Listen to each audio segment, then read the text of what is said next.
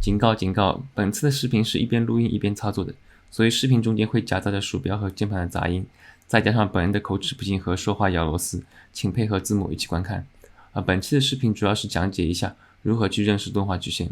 本期视频较长且比较干燥，一共会分为3个部分。首先讲解一下动画曲线的基本认识，第二部分会制作一个跳动的方盒子来认识动画曲线，最后的部分是通过一个动画案例来一起分析动画曲线。好的，那我们正式开始吧。好的，首先我们看到我先把它的窗口分成2个，左边是我们的3维视图，右边是我们的曲线编辑器的一个窗口。这个窗口怎么打开呢？在左上角这边我们可以找到 Animation 里面的 Graphic Editor， 这个呢就是曲线编辑器的一个窗口。我们打开之后呢，它会先来简单的看一下这个，它操作起来和我们3维视图是一样的。零轴它会有条蓝线，这条蓝线是什么？就是它们的坐标原点。然后呢，它坐标原点的上面呢就是正轴，坐标原点下面是负轴。然后在左边这排数字代表什么？代表的是距离。然后横坐标我们可以看上面这个横坐标，这边代表的是什么？是时间。所以我们基本来讲，这个动画曲线，这个曲线代表是什么？就是一个距离和时间的比值，就是速度。这我们初中都讲过，大家都上过初中都应该知道大概的一个可视范围内的一些东西我先介绍一下。那怎么去运用呢？我先给它这个设一个关键帧我先把这个打开。那我现在时间轴显示的是0到24。0到24是什么意思呢？就是我这个文件的帧速率是24帧 FPS， 就是我1秒钟里面有24帧。那我现在从0到24，那我这个播放起来，我这个时间就是1秒钟的时间。那我1秒钟的时间想让这个圆球干嘛呢？我让它从一个000的原点移动到一个位置。那我先在0帧的时候呢，我先按 I 键别忘了打开这个自动记录关键帧。我先按 I 键，在这个000的位置设置这个关键帧，然后呢，我把它这个时间轴移动到24的位置。我移动这个绿色的方向键，然后把这个位置换成24米。因为什么24米呢？因为我想让它直观一点24帧走24米，说明1帧走1米。那这个球现在是1秒钟的时间走了24米，它播放起来就是这样的一个动画，好吗？那我们相应的可以看到这个曲线，它会有一个这样的曲线。那这个曲线和这段动画有什么关系呢？我们先单独显示这一个绿色的曲线。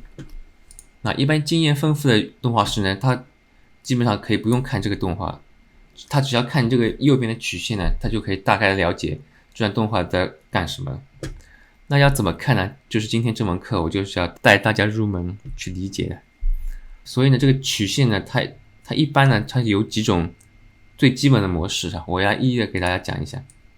我们可以选中这个曲线，然后按 V 键选到这个，它就可以把这个曲线打直，变成一条直线。我刚刚有讲过这个曲线它代表的是我们这个速度那这个速度去怎么评判呢？我先把这个圆球放在12帧的位置，然后我给它设置关键帧。我们可以看一下，我在12帧的时候，它的速度，它的位置是在哪里？你看，我们可以看到，我在12帧的时候，它运动的速度是在12米的这个位置。所以说，它这个球12帧到12米，24帧到24米，路程和时间的比值都是1:1，对不对？所以它的速度都是匀速的。所以这个直线呢，就代表了一个匀速直线运动。如果你看的是个直线的话，它就是没有速度的快慢，一直往前走，是一样的速度，无论是位移还是旋转还是缩放。好，那我们介绍一下下一种曲线。那我们来看一下，它的头尾0帧和24帧都是一样的它不一样的就是这个速度的变化。我们来看这个速度。所以这个曲线呢，我们就是组成就是要加速运动。为什么加速运动呢？我们还是在12米的位置给它设置个关键帧。然后呢，我们可以看一下它这个12帧的位置，它是对应的距离是多少？它差不多是到6米的位置，对不对？那我们刚刚那个匀速直线运动，它12帧的时间是到了12米的位置，但是现在呢， 0到12帧和12到24帧这两段相同时间，前面的时间它只运行了6米，而后面的时间呢，它运行了18米。所以说它前面一半时间它的速度比较慢，后面的时间速度比较快，所以呢它就是一个加速的运动，这样大家可以理解哈。如果说你要做一个汽车起步的话，这辆汽车的曲线就是应该是这样子。那这是也是第3种最常见的曲线的形式，这个叫，那我们刚刚讲过，大家聪明的小伙伴已经猜出来，这个叫减速运动。为什么呢？我们来看一下这边，还是12帧的位置在一半哈，我们看它运行的路径是22米，说明它到12帧的时候就已经把所有的路程都差不多走完了，对不对？所以两段相同的时间，它走的路程是完全不一样，前面走的路程很多，后面走的路程很少，这样子能理解哈。好了，这3种呢就是最基本的一个曲线的运行方式。我现在把这个球复制一下。好的，我们现在这3个球，它们的起始点和终点都是一样的，而且它们的时间也是一样，都是0到24帧，一种就是1秒的时间。但是呢，我现在它3个曲线是不一样的哈，看它中间的速度就不一样，一个是匀速，一个是加速，一个是减速。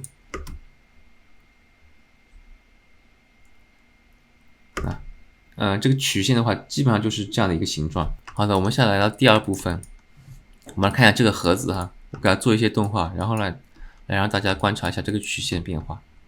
这个盒子现在在原点，我在第0帧的时候给它设置个关键帧，然后呢，在24帧的时候也给它设置个关键帧。现在它是在这1秒钟里面它是没有变化的，然后呢，我再给它在12帧的时候给它加一个。在 Z 轴方向加一个位移，来到12。好，放到真焦视图里面看。现在一个什么变化呢？它就是一个上下起伏了哈，在 Z 轴的方向上下起伏。我们来看这个曲线哈，它是一个怎么去理解呢？前面一半是一个加速运动，然后呢，到后面到第12帧的时候呢，它就是一个慢慢减速到12帧，然后呢，再慢慢的加速。加速之后呢，再慢慢减速到24帧。所以呢，我们可以看到它的整个速度呢都是很顺滑的，没有很突兀的哈。因为我在Z 轴方向第12帧的位置 ，Z 轴方向移动了12米，那我这个在12帧的位置，时间对应这边，然后位置对应12米，它就这边就是它这个坐标就是在12和12的位置，能理解吧？那如果我们要改变一下它的速度的话，怎么改变呢？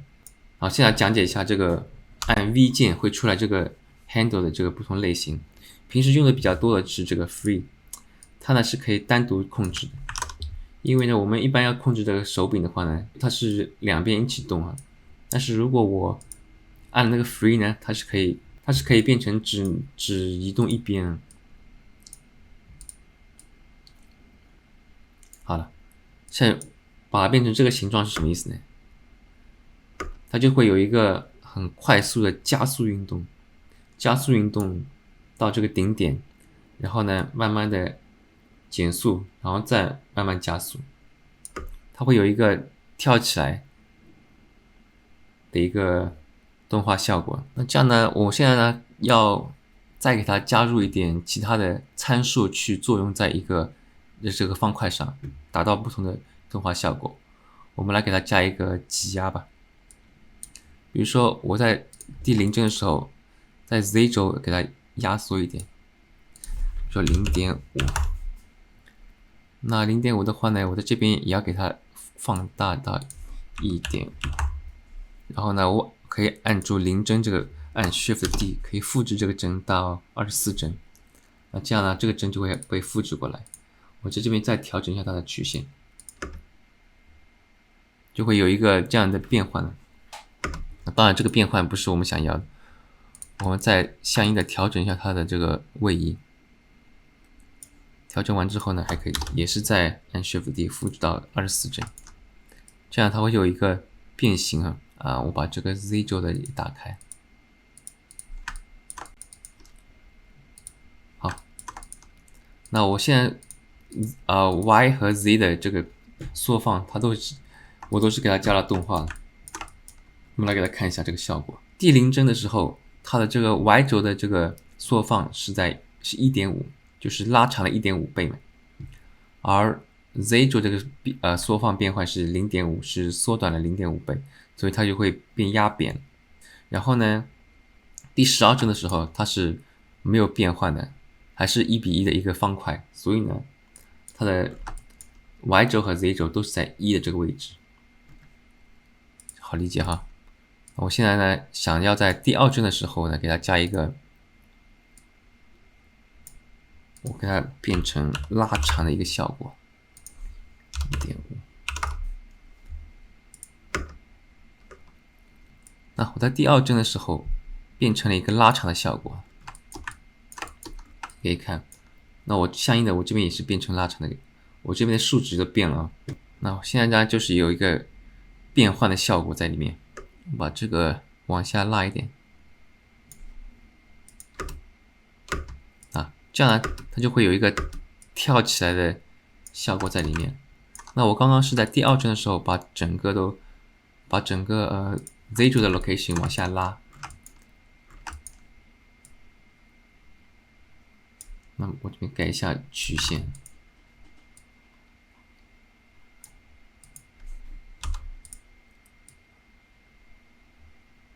好，那它会有一个弹跳的效果。所以动画就是不同的曲线，基本上就是这9个参数互相搭配，去达到一定的效果。那我把这一帧给它复制过来，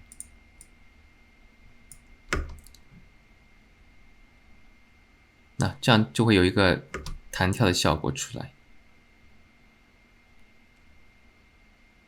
但是呢，这一帧的曲线就特别奇怪的话，我们要调整一下这个，把它调整到接触地面这个位置。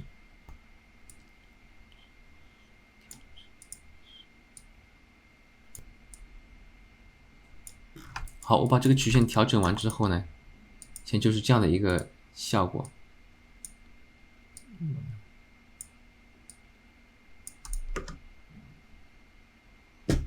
那我现在就是有一个弹跳的一个方盒子。那如果呢，我现在想再给它加入一点效果的话，怎么加呢？我现在有了一个弹跳，我现在有一个位移，有一个变形，然后我再给它加一点缩放旋转进去，我再给它加点旋转进去的话呢，这个 X 轴，我把这个 X 轴也打开，我让它这样子跳起来之后，在第2帧到第12帧的时候转一圈，然后再转一圈到第22帧，所以我现在要在第2帧到22帧之间给它转360度。好，那我在这边我看一下，直接在22帧打360度，然后呢，我把中间这个删掉，让这边形成一个很好的一个过渡。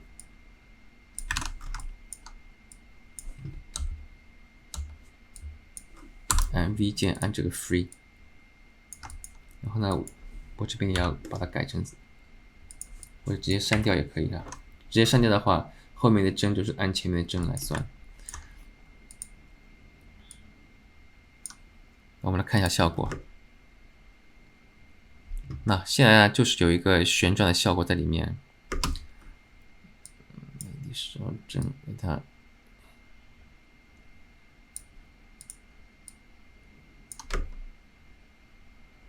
那我现在这个小方盒就是有3个不同的参数，有旋转、位移和缩放，3个不同的参数去控制这个小球，然后形成一个弹跳的动画。好的，现在第3部分呢，我带大家通过一个具体的案例来分析一下这个曲线哈。这是我之前做的一个小动画的一个案例，然后呢，我现在选择的是手臂 FK 的上臂的一个 FK 的一个控制器，然后呢，我们可以看到右边它就是它这个动画曲线，就是这个样子。那是怎么观察这个曲线和动画之间的关系呢？我们首先分析一下它这个 FK， 所以我可以看到我们这边跟有动画有关的基本都是旋转这个参数，它的位移和缩放几乎没有做动画，所以呢我就给它这边隐藏起来，我们只需要分析这3条旋转的就行了。好，第10帧就是这个静态的，第10帧和52帧是一样的。那我们可以先看一下这个曲线，这3条曲线有什么特征呢？它就是有一个绿色和红色在这边有一条大波，有2个大波，然后蓝色呢有一个低谷，说明这边是也有一些很剧烈的运动，对不对？然后像我们在第一部分讲到的，如果它这个是突然起来的话，它这个绿色的是什么呢？它是一个加速运动，它说明在第16帧到第23帧这个位置，它是比较平稳的一个运动，然后到22帧到30帧，它这几条曲线的这个斜率都很大，说明它这个速度一下子提升的。然后在30帧到35、36这边呢，它这3条曲线都相应的有一个很大的，又是个反方向的一个运动，所以它这个大波，如果在动画曲线中看到有2个大波的话，就说明它是有一个很剧烈的运动。那我们相应的看看我们动画里是不是，我这个手臂，它在这边一开始是蛮平稳的，做个预备动作，然后从24帧到29帧这几个位置呢，它就是把手一下子抬起来，所以它会有一个很剧烈的抬手的动作，对不对？所以这些东西呢，我们都是可以在曲线里面观察到的。然后在28帧到30帧的时候，手一下子下落，劈下去的时候，它这个曲线又掉下去了，对啊。所以首先呢，我们可以在曲线中看到这些东西。然后我们现在细化到每一条坐标参数，我们以红色只要举例好了。好的，我们现在用红色这条 x 轴举例哈。看我移动这个 x 轴呢，它手是会摇晃的。你看我，所以先从第10帧到第20帧，这10帧的时候，它的这个红色呢有一个微微的往下滑，就从10帧，从10的这个距离，这个距离它正好也是10左右哈，到0，所以这条曲线代表了什么呢？就是它的这个运动就是从一个10到了0，能不能理解？它就是往负方向转了一点。那我们看看它是不是从负方向转了一点呢？看这条红色的哈，它就是它这个手往后旋转了一点，对不对？所以它相应的在这个曲线里面显示就是这边往后旋转了一点。那我们现在再来看一下，从20到24，它又是其实20到22这2帧，它的运动比较剧烈一点，它就是从这边一下子下来，对不对？所以呢，就是所以在左边这边动画的就是在这个轴上一下子往逆时针的方向转了很大一点，从22帧到24帧，它这个方向呢，它基本上没有旋转，对不对？然后呢，我24帧到27帧这3帧，它相应的位置呢就也没那么剧烈，然后到27帧到31帧的这几帧这4帧它是运动的非常剧烈的。可以看到它，而且它是往正方向运动，应该是我正方向的话是，看一下我给它移动一下看看，是往这个方向运动，是往上。我们从这个角度看是往上运动比较剧烈，说明它就是把手一下子抬起来，它已经是抬起来了，好吧？这样子，就是这个方向往那边转，转了很剧烈，一下子转过来，然后转过来之后31帧到36帧，这个曲线一下子往下降。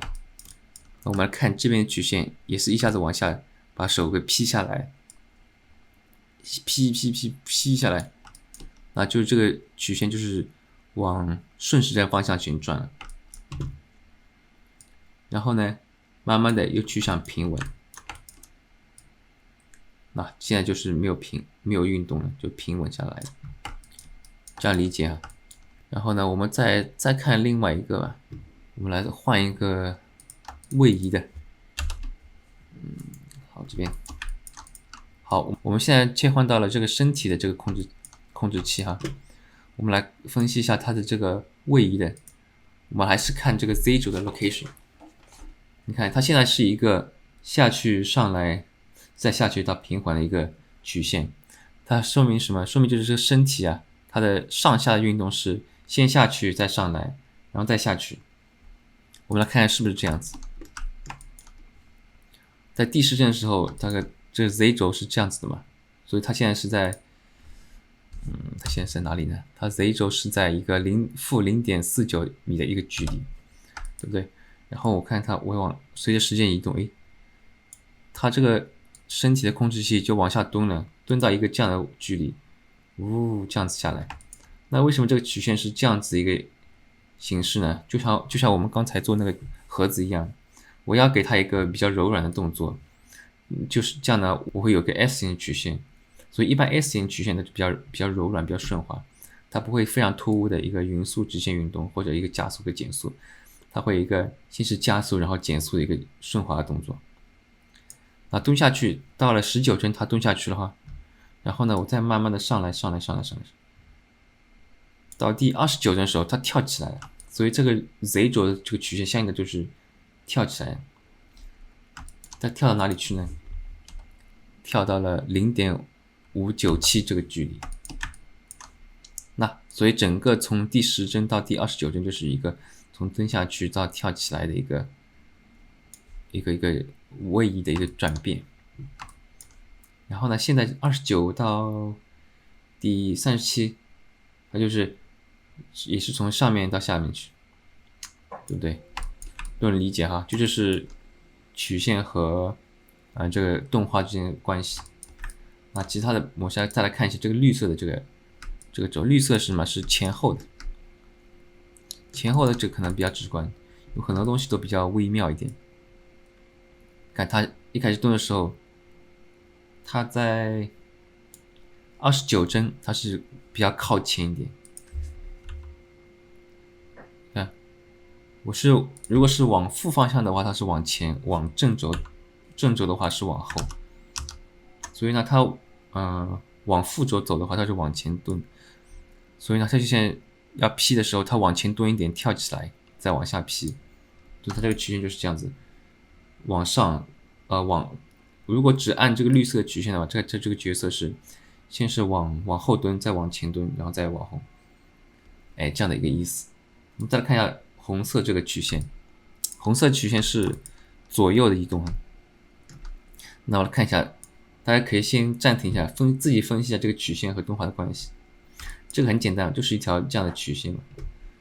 那我们来看一下，它就是因为它现在这个曲线，它正轴是在右边，为什么没有动？那我是正轴，它是往右边移动，所以呢，我这样子看的话，从10到16帧它是没有运动的，它是这个红色的轴它是没有运动的，然后从16帧，